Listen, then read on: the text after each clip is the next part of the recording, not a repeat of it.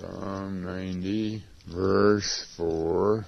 For 1,000 years in thy sight are as but as yesterday when it is past, and as a watch in the night. Thou carriest them away as with a flood. They are as a sleep. In the morning they are like grass which groweth up. 1,000 years in thy sight are but as yesterday.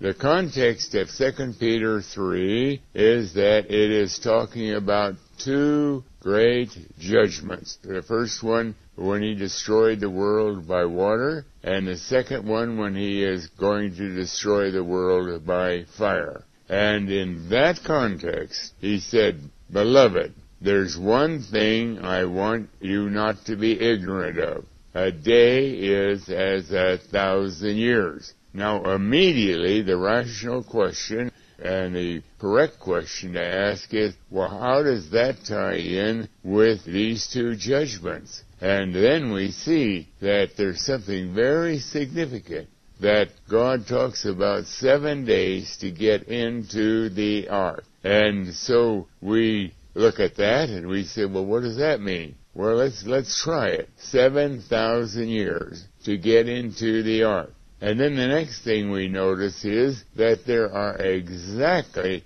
7,000 years from the time that was given to Noah, that command, to the time when it is given in our day, that it'll be May 21, 2011. And everything locks together. It locks in tight. Now, it is true that in Psalm 90, God is saying a day is 1,000 years. But it's also true, that God has put up with this human race for 7,000 years. Many times people have asked the question, and certainly they're asking it again and again, how can God put up with all the sin that is going on in this world? And so we do know that God has a timeline. A day is 1,000 years, and He's decreed you've got 7 days or 7,000 years to get into the ark. Now, you can try to rationalize this in some other way or make it say something else, and it may sound quite biblical, but why deny the very plain teaching of these verses and the wonderful comfort that we get when we see that indeed there were exactly 7,000 years between these two dates, and even more than that both dates end up with a biblical date, identical biblical date of the 17th day of the second month. Don't we want any comfort? Don't we want any comfort? Why do we try to destroy the comfort that God gives us?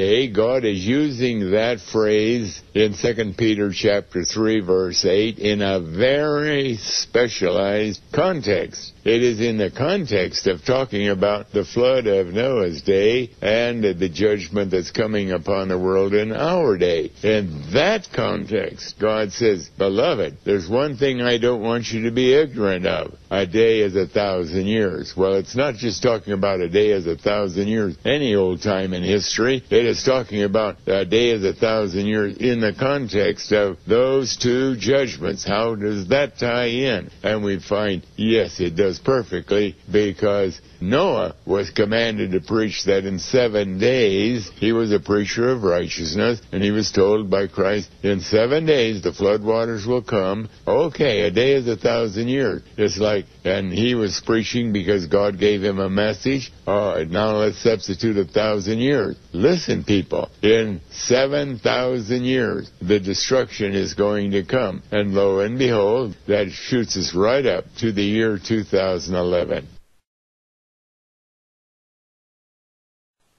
The question has been raised, how can we know for sure that May 21, 2011 is the biblical date for the beginning of the day of judgment and the day when the true believers will all be raptured, caught up to be with Christ? And God has given us a very simple way to know that that date had been arrived at very accurately. We, in our very careful study of the Bible, had arrived at 4990 BC as the the day of the flood, and to the date of May 21, 2011, as the date of the beginning of the end of the day of judgment. Now, when we go from 4990 to 2011, it's exactly 7,000 years. Now, it's very interesting when we look again at Genesis chapter 7 that Noah, first of all, in another place in the Bible, God tells us that Noah was a preacher of righteousness. In other words, he not only spent 120 years building that ark,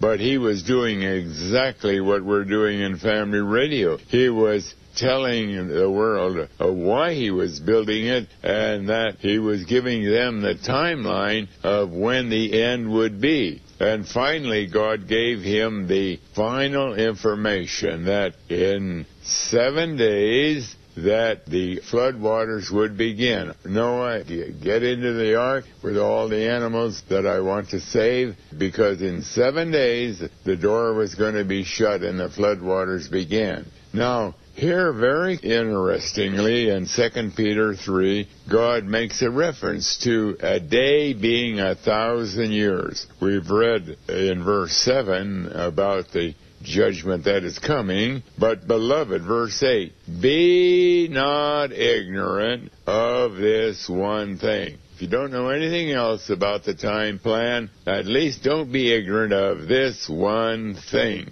That is that one day is with the Lord is 1,000 years, and 1,000 years as one day. And there we're astonished to find that 7 days that Noah is saying you have 7 days to get into the ark. The ark was really a picture of total safety from the flood. It's a picture of the Lord Jesus Christ, because he is our only safety from the wrath of God that is going to come beginning in 2 years. He's saying effectively, you've got 7,000 years to get into Christ. Right now, we've only got 2 years left of those 7,000 years. And because a day is 1,000 years. And true, exactly 7,000 years after the flood waters began, the great earthquake will occur, and the day of judgment will be here, will begin. And so we know right from that the arithmetic, all of the work in arriving at these dates, had to have been done with very great accuracy. And this is only one proof amongst a number of proofs, but it is the proof that God calls our special attention to. We don't have to know all the details, although Family Radio has prepared books that we send out free without any charge whatsoever that show in detail how these dates were arrived at, but we can know that the dates are absolutely accurate because they fit this 2 Peter chapter 3 right to a T. 7,000 years from the flood beginning to the moment when the world is going to be under the wrath of God. The day of judgment has begun.